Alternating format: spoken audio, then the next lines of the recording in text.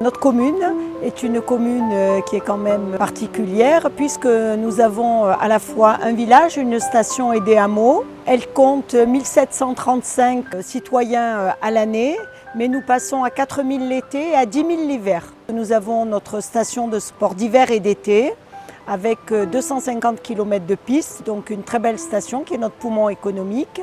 Et puis nous avons des hameaux. Notre commune est très attractive également et très passionnante à diriger. Donc on est ici dans la centrale hydroélectrique de Lardon, sur la commune de Saint-Étienne-de-Tinée.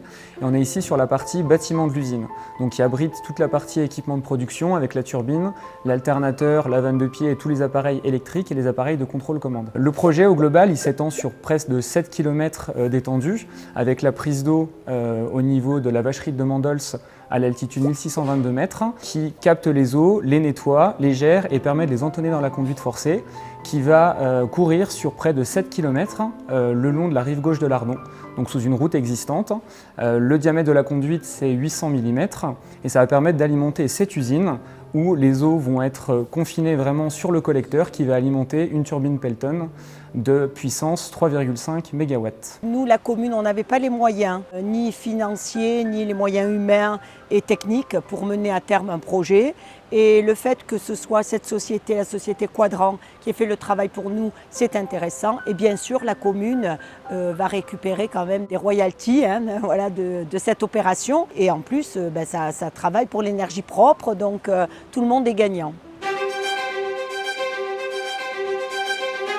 D'un point de vue environnemental, comme tout projet hydroélectrique, il y a une étude d'impact majeure qui est réalisée avant les travaux qui permettent de mettre en évidence les espèces faune, flore sensibles et d'être certain que l'impact général du projet sur son environnement humain comme biologique et comme animal ou d'un point de vue flore va être bien géré. Donc au départ, il y a eu quand même des réticences, mais on a organisé des réunions.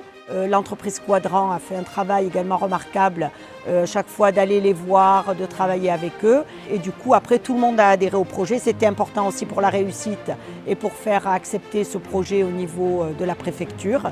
On a démarré en 2019 et donc on l'a fait en deux parties à cause de l'hiver, des intempéries. Le lot conduite forcée a été attribué à l'entreprise Ramp ATP. C'est une entreprise qui est connue et reconnue dans le monde de la petite hydroélectricité en particulier, parce qu'elle a de nombreuses références sur ces sujets. Et ce projet-là nécessitait vraiment un côté très pluridisciplinaire. Outre la réalisation de la conduite forcée, le lot attribué comprenait également les ouvrages de prise d'eau et de génie civil qu'il a fallu encadrer et qu'il a fallu mener à bien dans un planning délicat et avec des contraintes d'accès et un climat montagnard assez tendu. Cette société Quadrant donc, a retenu différentes entreprises et notamment l'entreprise Rampa qui a fait, il faut bien le dire, un travail remarquable, vraiment dans le respect de la parole donnée parce qu'il y a eu toujours un échange avec nos services techniques pour trouver des solutions, pour s'adapter parce que vous le savez, un chantier, on part sur des bases mais au fur et à mesure il faut adapter. Ça a été un travail commun. Avec un bel échange et vraiment des gens qui tiennent parole et une très belle société. Et c'est une société à taille humaine, on va dire. Et donc, c'est vrai que ça s'est très très bien passé de ce côté-là. Des travaux assez compliqués avec lesquels il a fallu travailler avec du personnel très qualifié. Ce chantier était très mal desservi en termes d'accès. Nous avons dû mettre en place une organisation très particulière. Surtout qu'il y a eu 2 équipes de pause. Donc il a fallu anticiper les approvisionnements des tuyaux. Donc l'équipe du bas est alimentée par l'accès depuis le village. L'équipe à l'amont est alimentée depuis la station de ski de Oron.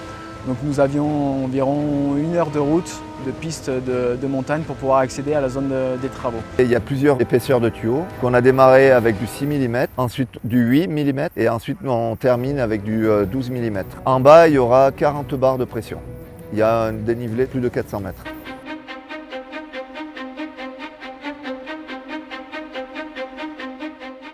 Il y a une zone de rochers francs, environ 4000 mètres. Nous avons fait intervenir une trancheuse La trancheuse nous a pré-terrassé la tranchée par rapport au calpinage qui avait été réalisé en amont par notre cellule de géomètre topographe. Le fait d'avoir terrassé à la trancheuse au préalable nous a facilité les terrassements à la pelle mécanique et nous a sorti un matériau relativement fin, ce qui nous a permis de pouvoir le stocker sur le chantier parce que la piste existante varie entre 4 et 5 mètres de large, avec d'un côté la montagne, de l'autre côté le vide, et nous a permis de sortir un matériau relativement fin pour aussi le mettre en remblai.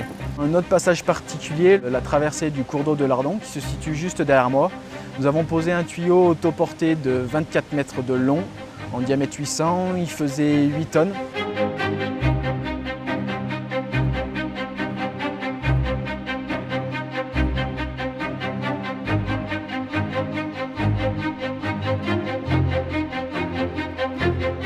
Nous avons posé cet ouvrage avec une grue de 100 tonnes. La pièce a été préfabriquée et posée d'un seul trait, sur des massifs réalisés aussi par nos soins.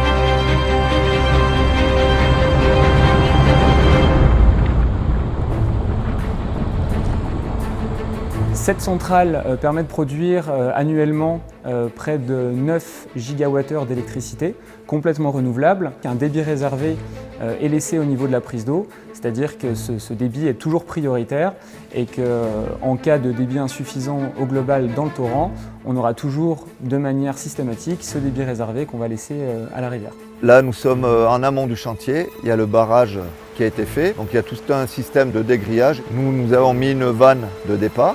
Le barrage va récupérer donc l'Ardon. En parallèle, on pose un tuyau de 300 qui est sur un autre petit ruisseau pour alimenter en plus le barrage. Pour cet ouvrage, nous avons dû faire appel à l'hélicoptère pour faire l'héliportage du matériel nécessaire et une pelle araignée, pelle spécifique pour travailler dans les fortes pentes. La commune de Saint-Étienne-de-Tinée, et en particulier l'implantation de nos 2 prises d'eau en altitude, se trouve à la limite du parc national du Mercantour, donc il y a un parc protégé avec une diversité faune-flore importante. On avait la présence d'un couple de gypaètes barbus, et donc nous avons dû adapter le calendrier des travaux afin de tenir compte de la présence de cette espèce et être certain qu'on puisse ne pas déranger, ne pas empêcher la reproduction et la période de nidification. Nous avons d'ailleurs obtenu une Marianne d'or. Et ça, j'en suis très fière. Et le fait d'avoir inscrit cette microcentrale et de voir qu'elle se réalise, c'était un des points forts de notre projet. C'est ce qui nous a permis aussi d'obtenir ce label qui est important de Marianne d'or. La conduite forcée a permis de mettre en place un piquage sur la conduite qui alimente une station de pompage pour la station de ski d'Oron. Une vanne en pied de la station nous permet de capter l'eau depuis la conduite forcée et de remonter toute cette eau au niveau des bassins de rétention pour produire de la neige artificielle. En fonction des périodes de l'année, on va avoir différents régimes hydrologiques et on aura une puissance qui va varier constamment. Donc mécaniquement, en hiver, quand la neige est présente, il y a très peu d'eau dans les rivières. Donc c'est une centrale qui va potentiellement être arrêtée pendant environ 2 mois de l'année et qui va connaître ses meilleures puissances au moment de la fonte des neiges, donc à partir du mois de mars jusqu'au mois de juin. C'est un chantier qui, malgré le contexte difficile et les difficultés techniques, se sera quand même très bien passé. L'idée là est de terminer le chantier pour pouvoir envisager une mise en service à l'automne 2020 et pouvoir commencer à avoir notre production de manière industrielle dès la fin de l'automne, à partir de Noël 2020. C'est un projet qui maintenant est très bien accepté. Les gens sont contents et nous avons vraiment à cœur maintenant de voir, ça y est, que l'usine tourne.